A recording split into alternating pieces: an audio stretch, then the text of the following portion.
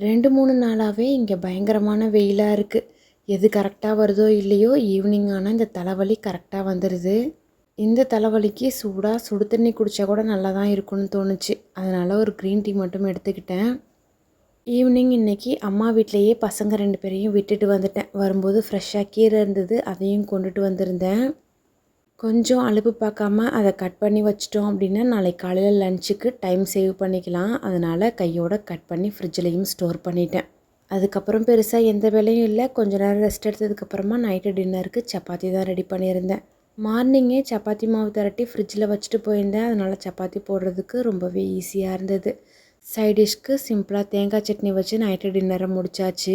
யாருக்கெல்லாம் சப்பாத்தி கூட தேங்காய் சட்னி வச்சு சாப்பிட பிடிக்கும்னு கமெண்ட் பண்ணுங்கள். வீடியோ பிடிச்சிருந்துச்சுன்னா வீடியோக்கு ஒரு லைக் பண்ணிக்கோங்க. உங்களுக்கு டெய்லி ரொட்டீன்ஸ்லாம் ரொம்ப பிடிக்கும்னா மறக்காமல் நம்ம சேனலையும் சப்ஸ்கிரைப் பண்ணி வச்சுக்கோங்க. அடுத்த ஒரு ஷார்ட்ஸில் பார்க்கலாம். பாய்.